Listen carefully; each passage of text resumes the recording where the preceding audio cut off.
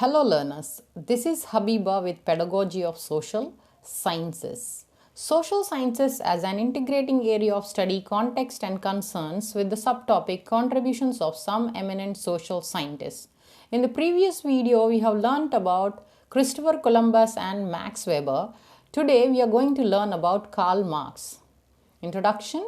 Karl Marx was a German philosopher, economist, sociologist, journalist, and revolutionary socialist.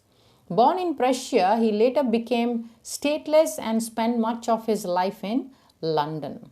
Marx's work in economics laid the basis for much of the current understanding of labor and its relation to capital and subsequent economic thought. He published numerous books during his lifetime, the most notable being the Communist Manifesto in the year 1848 and Das Kapital between 1867 and 1894. Born into a wealthy middle-class family in Trier in the Prussian Rhineland, Marx studied at the universities of Bonn and Berlin, where he became interested in the philosophical ideas of the young Hegelians. After his studies, he wrote for the Rheinische Zeitung, a radical newspaper in Cologne, and began to work out the theory of the materialist conception of history. He moved to Paris in 1843, where he began writing for other radical newspapers and met Friedrich Engels, who would become his lifelong friend and collaborator.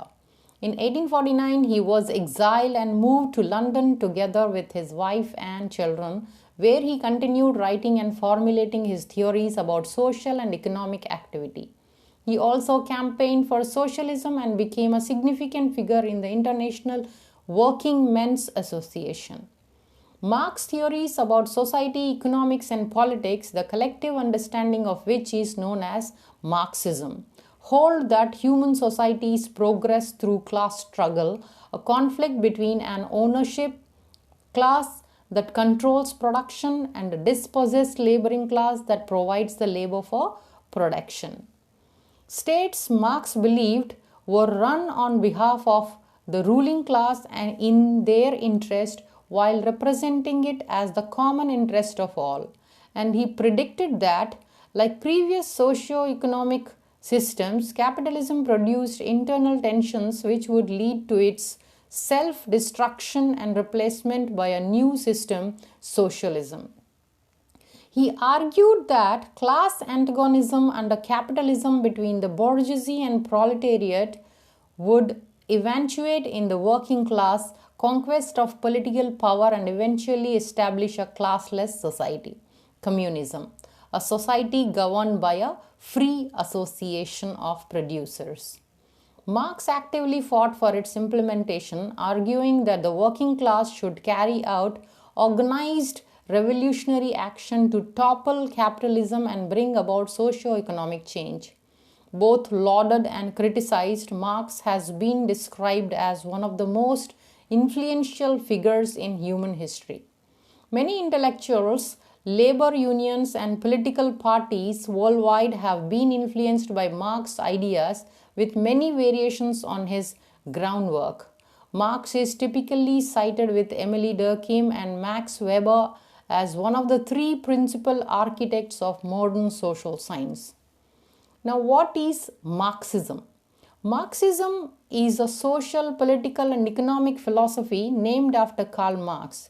It examines the effect of capitalism on labor, productivity, and economic development, and argues for a worker revolution to overturn capitalism in favor of communism.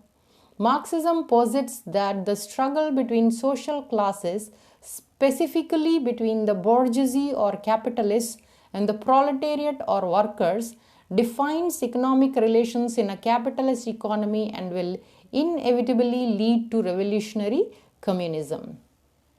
Marxism is both a social and political theory which encompasses Marxist class conflict theory and Marxian economics. Marxism was first publicly formulated in the 1848 pamphlet The Communist Manifesto by Karl Marx and Friedrich Engels, which lays out the theory of class struggle and revolution. Marxian economics focuses on the criticism of capitalism, which Karl Marx wrote about in his 1859 book Das Kapital. Now, class conflict and the demise of capitalism. Marx's class theory portrays capitalism as one step in the historical progression of economic systems that follow one another in a natural sequence. They are driven, he posited, by vast impersonal forces of history that play out through the behavior and conflict among social classes. According to Marx, every society is divided among a number of social classes whose members have more in common with one another than with members of other classes. Following are elements of Marx's theories on how class conflict would play out in a capitalist system. Capitalist society is made up of two classes, the bourgeoisie or business owners who control the means of production, and the proletariat or workers whose labor transforms raw commodities into valuable economic goods. Ordinary laborers who do not own the means of production such as factories, buildings and materials have little power in the capitalist economic system. Workers are also readily replaceable in periods of high unemployment, further devaluing their perceived worth. To maximize profits, business owners have an incentive to get the most work out of their laborers while paying them the lowest possible wages. This creates an unfair imbalance between owners and the laborers, whose work they exploit for their own gain. Since workers have little personal stake in the process of production, Marx believed they would become alienated from it and resentful towards the business owner and their own humanity.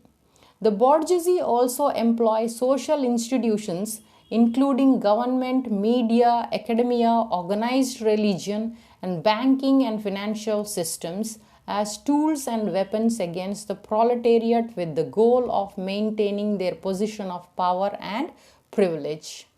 Ultimately, the inherent inequalities and exploitative economic relations between these two classes will lead to a revolution in which the working class rebels against the bourgeoisie, seizes control of the means of production, and abolishes capitalism.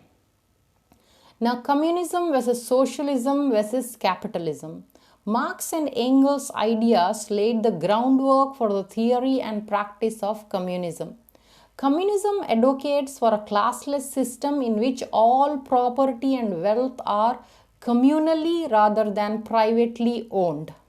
Although the former Soviet Union, China and Cuba, among other nations, have had nominally communist governments, there's never actually been a purely communist state that has completely eliminated personal property, money and class systems.